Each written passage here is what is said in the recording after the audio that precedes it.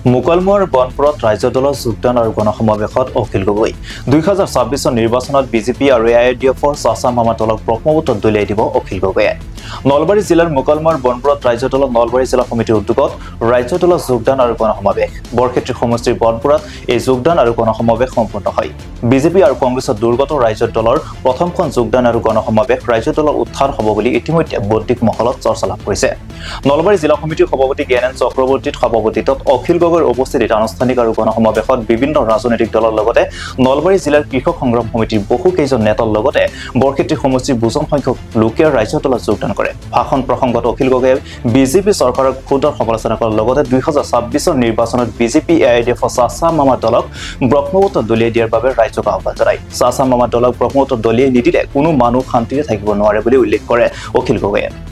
গণসমাৱেশত অখিল গগৈৰ লগতে কেন্দ্ৰীয় সাধাৰণ সম্পাদক আজিজুৰ ৰহমান ৰাছেল হুছেইন জ্ঞানেন চক্ৰৱৰ্তী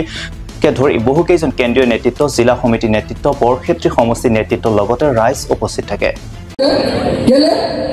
চাকৰিয়ালবিলাকে দেখি আছে যে ইমান দিন আমি গোটেই জীৱন চাকৰি কৰিলোঁ চাকৰি কৰাটোৱে আমাৰ জীৱিকা কিন্তু এই চৰকাৰ অহাৰ পাছত চাকৰি কৰাৰ পাছত আমি যিকেইটা দৰমহা পাওঁ সেই দৰমহাকেইটাৰে এতিয়া পৰিয়াল চলাব পাৰোঁ তেওঁলোকে দেখিছে যে আগতে চৰকাৰী চাকৰি কৰোঁতে জীৱনটোত অলপ মুকলিমূৰীয়া স্বভাৱ আছিলে মুকলিমূৰীয়া এতিয়া চৰকাৰী চাকৰিয়ালৰ কোনো ব্যক্তিগত জীৱন নাই আজি পাগলা ৰজাই যদি ৰাতি কৈ দিয়ে কাইলৈৰ পৰা মাষ্টৰবিলাকে চবেই কি কয় আমুক বেজি দিয়াৰ ডিউটিত যাব লাগিব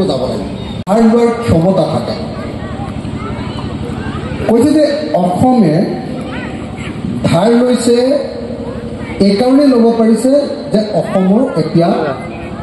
GSDP বুলি কয় বা GDP বুলি কয় GSDP বৃদ্ধি হৈছে অসমৰ নিজৰ টকা বস্তুৰ উৎপাদন বৃদ্ধি হৈছে মই মানে এখন গাড়ী কিনিবৰ কাৰণে যিখন গাড়ীত আপোনালোকৰ ইয়ালৈ আহিছোঁ সেই গাড়ীখন কিনিবৰ কাৰণে কাকো শান্তিত থাকিবলৈ দিয়া নাই এনেই অগলা পগলা কৰি জলৈ তলৈ ঘূৰাই ঘূৰাইছে চবকে এইবাৰ আপোনালোকে চাব যদি কোনোবা চাকৰিয়াল ইয়াত আছে তেখেতসকলে জানে এইবাৰ যেতিয়া দৰমহাৰ পাছত যে এই যে হেৰি এটা বাঢ়ে কি বুলি কয় ডিএনএছ এলাউন্স ডিএ এটা যে বাঢ়ে এইবাৰ 3% নে 6% কিবা এটা বাঢ়িছে নহয় 3% যে এই ডিএনএছ এলাউন্স ডিএ বাঢ়িছে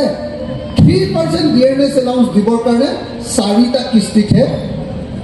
চাকৰিয়ালবিলাকক 4টা কিস্তিত 3% পইচা দিছে চৰকাৰৰ পইচাই নাই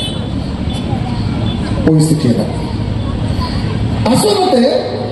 আমি আগতে ভাবি আছিলোঁ যে অসমৰ আটাইতকৈ ডাঙৰ বেপাৰী শোষণ কৰা মানুহকেইটা মাৰোৱাৰী মানুহ